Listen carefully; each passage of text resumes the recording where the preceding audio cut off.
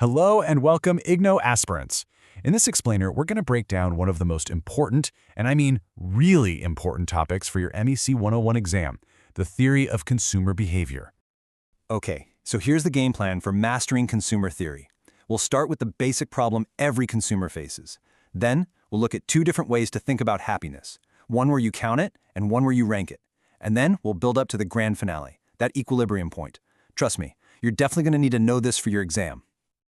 All right, picture this. You're at your local market, maybe a Sabzi Mandi, and you've got 500 rupees in your pocket. You see all these things you want, but you know you can't buy everything. That feeling right there? That's the fundamental problem of economics staring you right in the face. How do you spend your limited cash to make yourself as happy as possible? Now, in economics, we have a fancy term for this goal, utility maximization.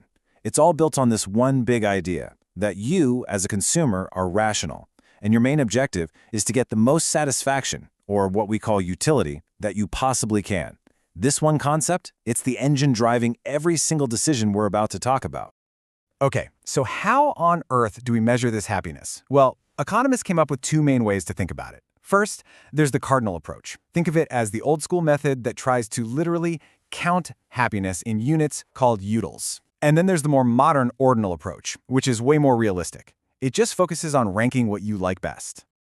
All right, let's kick things off with the cardinal theory. This is the classic way economists first tried to tackle this problem, where we basically pretend we can put a specific number on the satisfaction you get from something.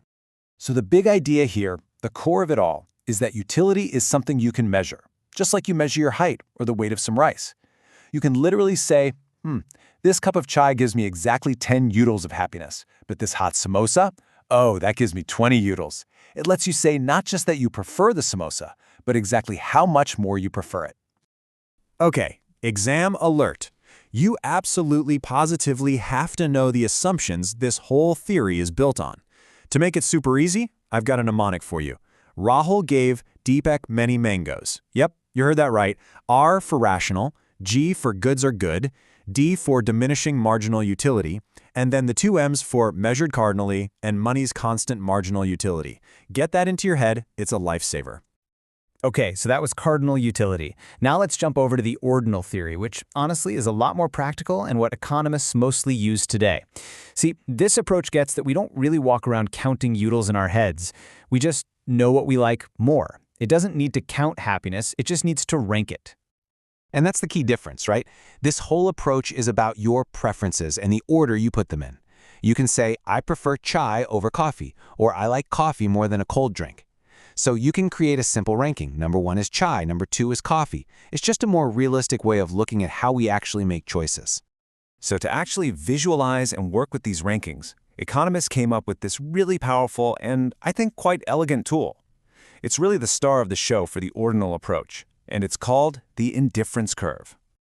All right, so let's really dig into this. What exactly is an indifference curve? Understanding this map of your preferences is absolutely crucial for figuring out the best possible choice you can make. Okay, so think of an indifference curve like this. It shows all the different combinations of two things. Let's say samosas and jalebis. That would make you equally happy. So maybe you'd be just as happy with a plate of 5 samosas and only 1 jalebi as you would be with 2 samosas and 4 jalebis. You are, in economic terms, indifferent between those two options. Now pay close attention here. These 4 properties are exam gold. You will almost certainly get a question on this. First, higher is better. A curve further out means more happiness because, well, more is better. They slope down because you have to make a trade-off. To get more of one thing, you have to give up some of the other to stay at the same happiness level. They can never ever cross. That would just break all the rules of logic. And finally, they're convex, bowed in towards the origin. Remember that shape. Okay, it's time to bring it all together. We've got the map of what you want, that's your indifference curves, and now we need to bring in what you can actually afford. This is where it gets interesting, because this is how we find that one single best choice for you, the point of equilibrium. And finding the sweet spot is actually a pretty straightforward 3-step process. First, we got to figure out your constraints, what you can afford. Second, we lay out your preferences, what you want. And third, we just overlay them to find that perfect point where they meet. So, step 1, the budget line. Think of this as your reality check. It's a simple, straight line that shows all the combinations of, say, two goods that you can possibly buy if you spend every single rupee of your income. M. It's the hard limit on your spending. It shows what's possible. And here it is. This is the eureka moment of consumer theory. The equilibrium, your absolute best choice, is that one single point where your budget line just kisses or is tangent to the highest possible indifference curve you can reach. It's the perfect sweet spot between what you desire the most and what you can actually afford. Any other point on that line? It's on a lower indifference curve, meaning less happiness. Any point on a higher curve? Sorry, you can't afford it.